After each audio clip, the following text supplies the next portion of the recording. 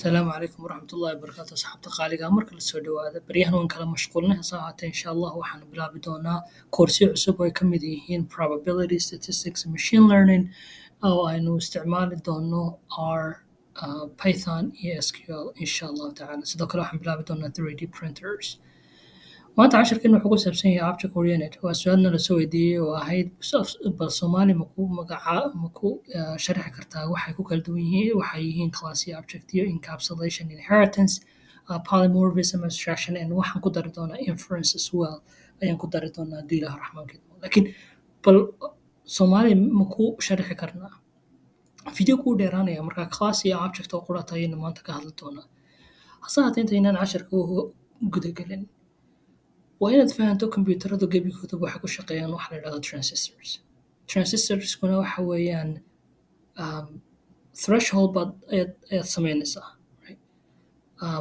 meel leyrhka imanaya uu gaari karo hadduu ka sarreeyana ay high tahay hadduu ka hooseyna low tahay amba sida dadku ay loo yaqaano binary oo ah amba 0 amba 1 high or low off or on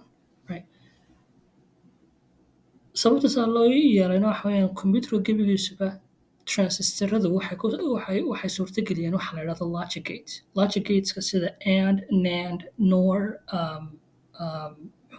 not and logic gateyadaasina waxay ku base garaysan yihiin boolean haddii tusaale ahaan a iyo b ay yihiin laba input laba wire oo imanaya oo midna uu high yahay midna uu low yahay logic gateka haddii not haddaynu isticmaalno muxuu ahaa and labaduba waa inay on noqdaan right si leerhku lambada u shidanto labaduba waa inay on yihiin haddii aynu isticmaalno tusaale ahaan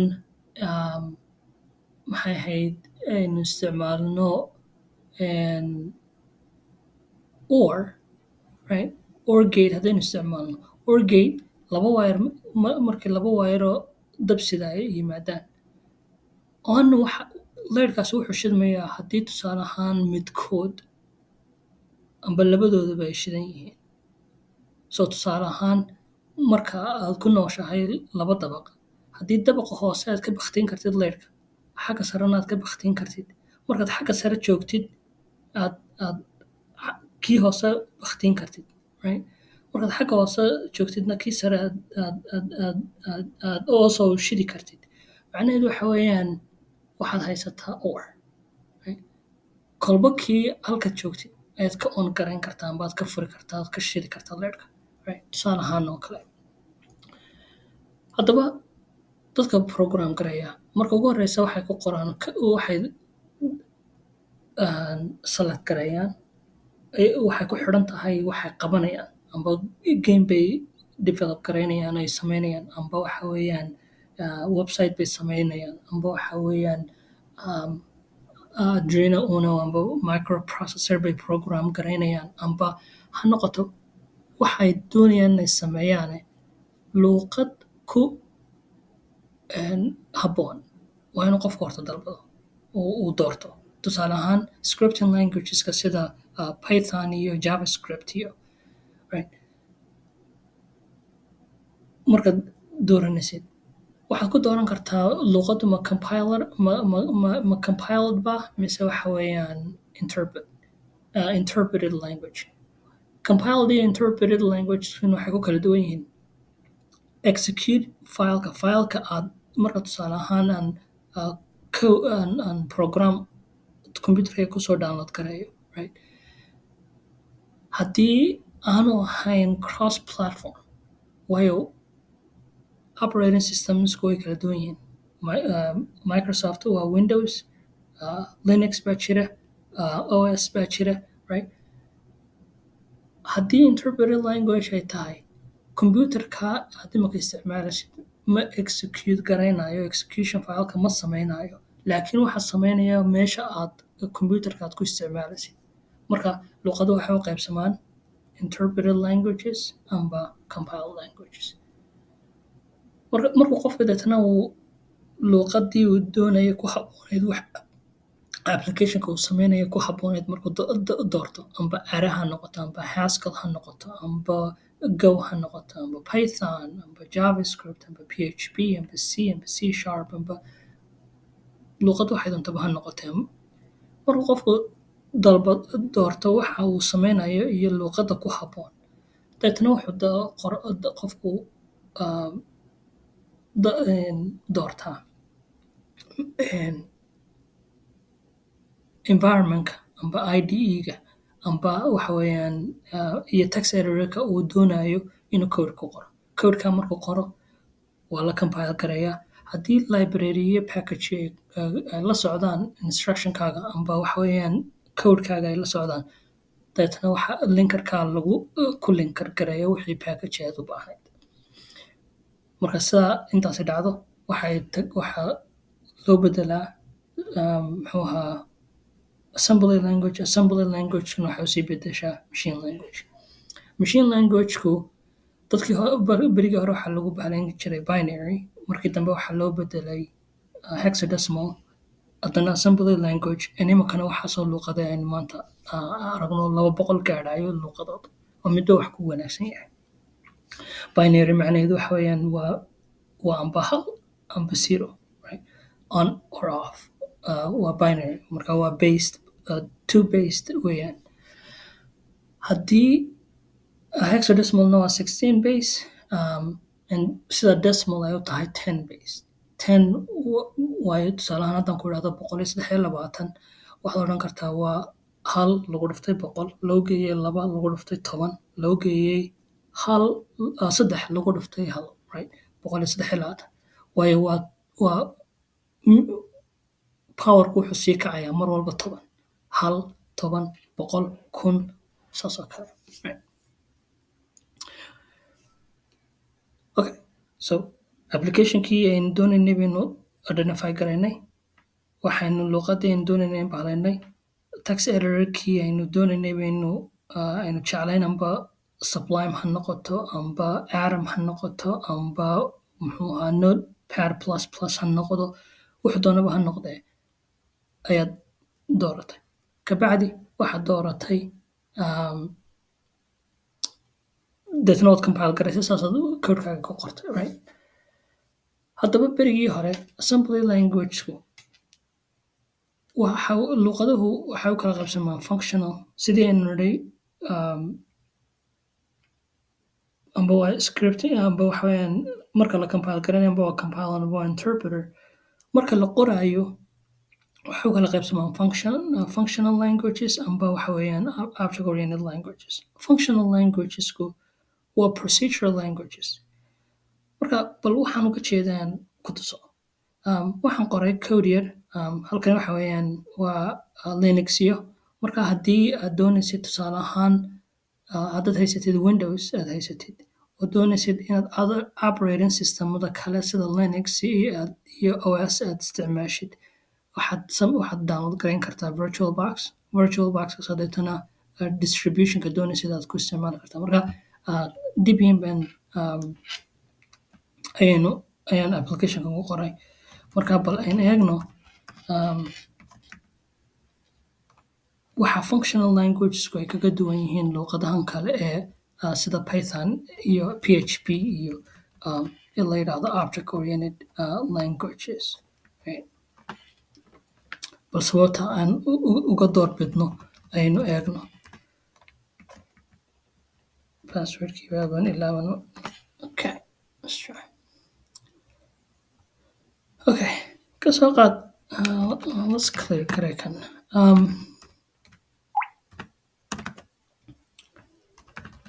marka codekan aan qoray waxaan ku qoray muxuu assembly language baan ku qoray markaad assembly language ku qoraysid waanigii yidhi CPU-ga right amba maskaxda computerku waxay leedahay registero ayada u gaara meelo aad wax ku keydin kartid bay leedahay right marka waxaan ka bilaabay in su-aasha ugu horeyso amba kelmadda ugu horeysa Somaliland in nidhaahdo Somaliland markasta ii samee meel aad ku kaydaysid xarafkan kelmaddan Somaliland oo wadata intaas oo character wadata ilaa intaad ka gaadhaysid dhammaadka. Marka wuxuu bilaabayaa kombiyuutarku inuu siiyo waa sidii muxuu ahaa tareen oo kale, right? Tareenkaasoo deetana meelba kursi tareen kuraasi leh kursi buu ka siinayaa xaraf kasta ilaa laga gaadhayo muxuu ahaa dhammaadka. Markaan idhaahdo Somaliland dib iigu soo saar wuxuu iigu soo saarayaa intaas, right? Waxaana iigu kaydinayaa registerada iyo waxa weeyaan meelaha kaydka ee ku dhex jira muxuu ahaa CPU-ga, right? oo memory maynu gaadhin amba RAM amba maynu gaadhin amba EEPROM wuxuu doonaba ha noqde maynu gaadhin markaas. Waa 83 code line weeyaan. Programku gebigiisuna wuxuu qabtaa waxa weeyaan aan ku tuso wuxuu qabto. Wuxuu qabtaa gebigiisuba waana muxuu ahaa waxaan isticmaalayaa bahalkii muxuu ahaa simulation baan isticmaalayaa amba emulator waxa la yidhaahdo oo emulate garayn karaya computer gaar ah. Filekii baynu ilownay waa inaynu file name siino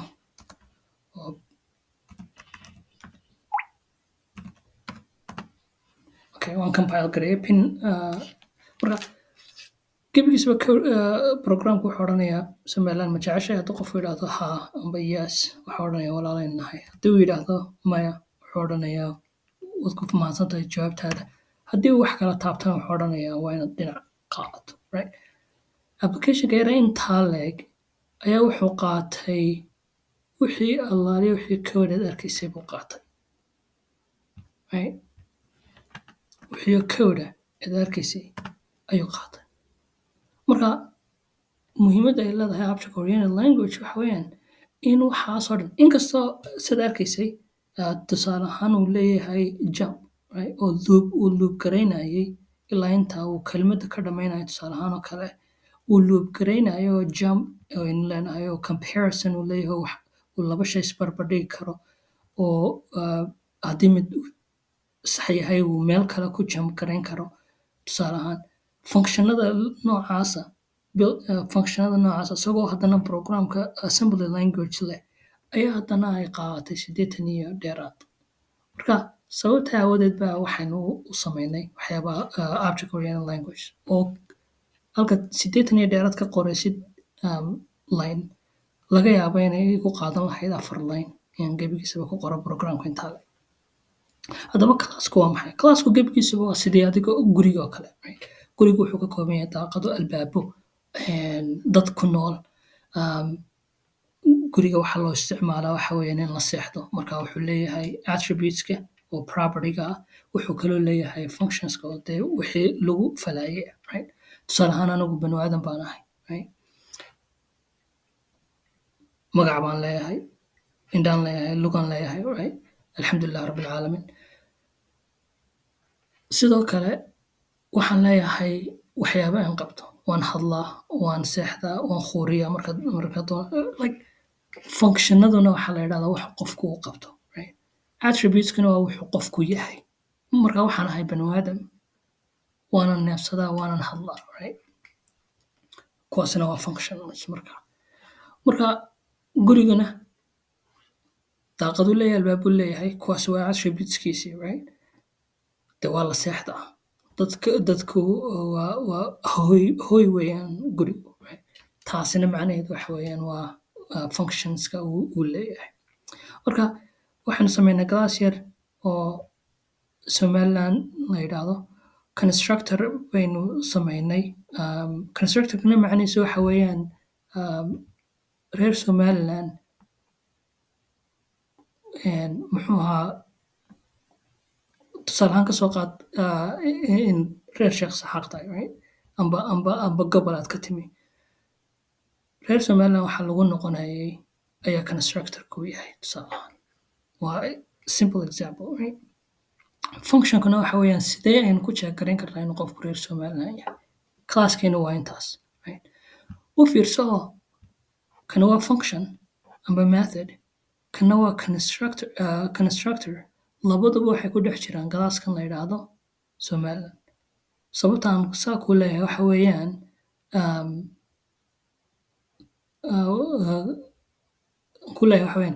objectka ayaynu arki doonaa sidaynu u isticmaalnay kuwan, right? Sida ay labadu isugu xidhan yihiin. Marka classkii waxa weeyaan muuqaalkii guud, waa blueprintkii guud, right? Waa templadekii. Objectkuna waxa weeyaan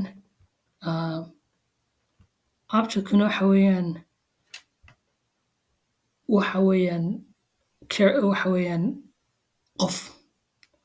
Kasoo qaad 6 milyan iyo dheeraad baa reer Somaliland maanta. 6.2 milyan baa Somaliland ku nool. Jamhuuriyadda barakeysan. Haddii aynu nidhaahno dadka Somaliland ku nool oo dhan qabiilkooda iyo dhalashadooda aynu class qof walba u samayno, waa 6 milyan iyo dheeraad class baynu samayn lahayn. Waa dhibaato. Waa sida codekeen aan hore u qoray oo kale, sida aan mar walba aan u waxa weeyaan character by character amba character by character, xaraf by xaraf aan u load garaynaya registerada oo kale ay ahaan weeyaan. Marka waad arkaysaa dhibaatada taasi leedahay, right? Qof 6 milyan oo qof class u qoraya adduunka dee anigu ma garanayo ku nool, right? Oo maskax daro. Haddaba ka soo qaadanayno dadkii reer Somaliland oo dhan. Iminka halkan waxaan ka soo qaadanay 3 qof laakiin iyo qabiiladii intaynu array gelinay in dadna loop garayno aynu qof walba mar u yeedhno, right? Mar check garayno inuu reer Somaliland yahay in kale. Marka object baynu samaynay qofka la yidhaahdo oo uu ku jiro qof kasta oo reer Somaliland oo dhexlaaya classkan la yidhaahdo reer Somaliland. Marka functionka halkan ee kala sheegaysa qofku inuu reer Somaliland, maxaa Somaliland lagu noqdaa iyo maxay kale, iyo inaan reer Somaliland lagu noqon karin, ayaa imaka waxa hoos garaynayo oo haysta access u leh oo toos u geli kara oo waxa weeyaan qofka, right? Objectkan qofka la yidhaahdo. Marka qof kastaba xagaynu uga samayn lahayn class ayaynu hal object qornay oo koobsanaya dadka Somaliland ku nool oo dhan. I hope inaad fahantay. Marka tusaale ahaan qofkii Sool buu ku jawaabay, Isaaq baan ahay buu ina yidhi. Waynu ognahayoo jawaabta waynu ognahayoo marka qofku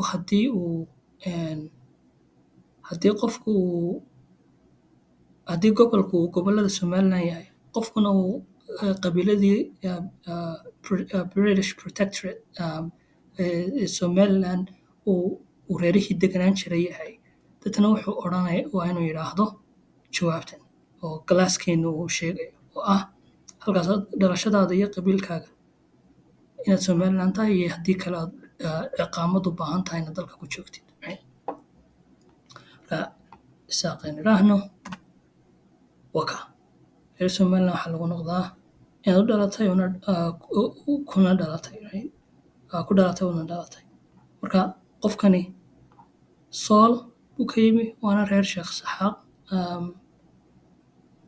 De waa kaas, right? Reer Sheekh Saxaaq waxa weeyaan waa qabiilada Somaliland ka mid ah dalka maxay Soolna waa qaranka Somaliland bay ka mid tahay, right? Markaynu Cumar Faarax aynu nidhi Cumar Faarax aynu sheegnay inuu reer Somaliland yahay, qofka ku xigay waxa weeyaan Cali Maxamed, right? Cali Maxamed isagana ka waran hadduu yidhaahdo Sanaag baan ka yimi, reer Sheekh Saxaaqna waa nahay. asagana waa kaas. Haddaba ka waran hadduu qofku aanu inoo jawaabinba, right? Haddaanu qofku inoo jawaabin dabeetana jawaabteena waxay noqonaysay u diyaargarow inaad ciqaamad ka qaadatid dalka, right? Si aad u joogtid. Waa kaa, right? U diyaargarow inaad ciqaamad dalbato, right?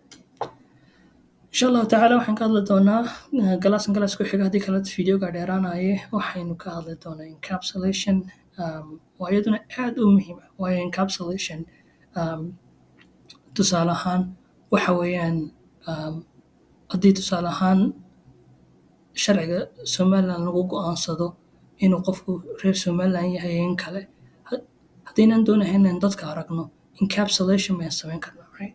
marka hadduu qofkan is yidhaahdo access qof aynaan doonahayn inuu galo sharciga somaliland wuu diidaya, right?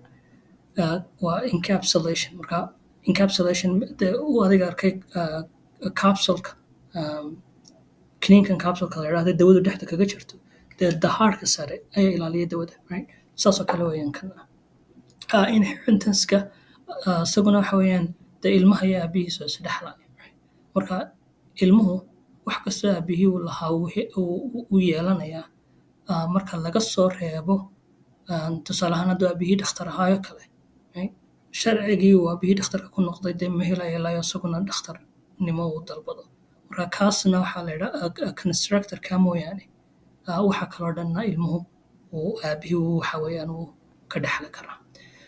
polymorphism isagana waan iska dul cararnaya. polymorphism poly macnaheeda waxa weeyaan waa many, waa dhowr, right? morphismna waxa weeyaan shape oo sida maaragtay maxay ahayd caterpillarku ay hadhow u noqoto butterfly, right? soomaaligii baan ku ilaaba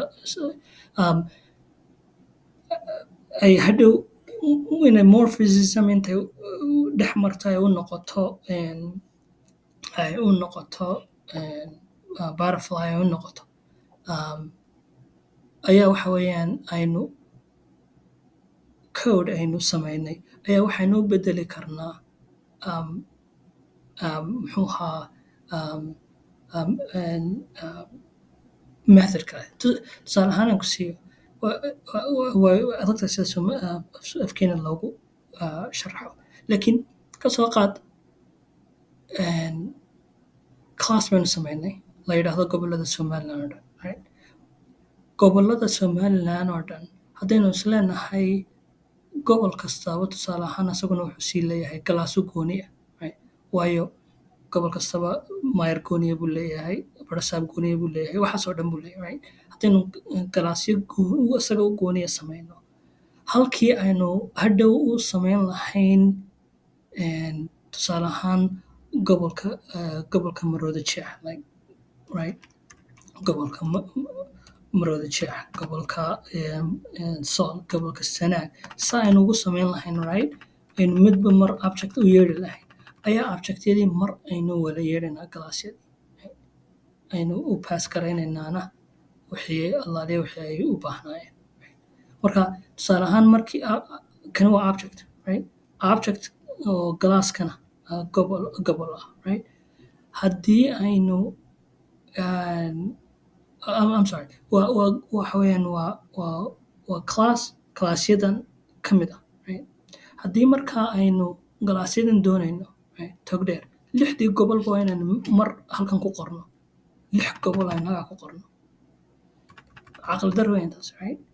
marka polymorphism waxay noo suurto gelinaysaa inaynu object aynu u bedelno u ekaysiino classyo fara badan oo tusaale ahaan nashqad baad haysataa, right? shirkad baad tahay nashqad baad haysataa 10 kun oo qof baa ku yimi halkii 10 kun oo qof aad nashqado fara badan u samay 10 kun oo nashqadood samayn lahayd ayaad nashqad quraata samaynaysaa nashqadaas unbaad u yar bedbedelaysaa based on waxay u baahan yihiin, right? and that's polymorphism ayaa weeyaan taasina, right? abstraction aad baynu uga hadlanay. abstractionku waa muhiim waxa weeyaan tusaale ahaan websitekan, right? waa colab Colab siduu u samaysan yahay aniga muhiimadii ma samaynayo. Waxa muhiimadii samaynaya markaan codeka aan idhaahdo rangare inuu ii soo saaro wixii aan u baahnaa. Right? Laakiin siduu u samaysan yahay hadaan doonaya inaan barto, de waxaan tegi karaa muxuu ahaa more tools, developer tools kan tegi karaa, dana waan eegi karaa bal layoutka iyo sida ay u sameeyeen website-ka. Right? iyo wixii lamidaba waan eegi karaa iyo siduu u samaysan yahay. Right? Laakiin taasi muhiimad aniga ima laha dee. Right? Wax muhiimada ii samaynaysaa siduu u samaysan yahay ma jirto. Inference waxa weeyaan polymorphismkii aynu halkan samaynay oo aynu gebigoodiiba aynu halkay galaasyadaas isku mid bay ahaayeen. Right? Inference gebigeeduba waxa weeyaan sidii aynu ku samaynay polymorphismka baynu ku samayn karnaa waxa weeyaan muxuu ahaa objectyada markuu computerku run garaynayo oo runtimeka. So there's execution markay run garaynayaan tusaale ahaan kasoo qaad intan oo gobol si fiican tusaale fiican baan ka fikiri doonaa oo aad inugu jilciya. Laakiin gobolladii hore u aragnay ee Maroodijeex iyo instanceyadoodii instanceya aan la mid ahayn baynu ku dari karnaa macnaheedu weeyaan. Right? Laakiin example fiican baan insha Allah ka fikiri doonaa oo marka dambeyna waxaan wada sharaxayno in dib dambe u visit garan doonaa. Mar kale aad baad u mahadsan tahay. Maalin wanaagsan iyo kulan dambe oo wanaagsan. Salaamu Allaahi calaykum waraxmatullaahi wabarakaatuh.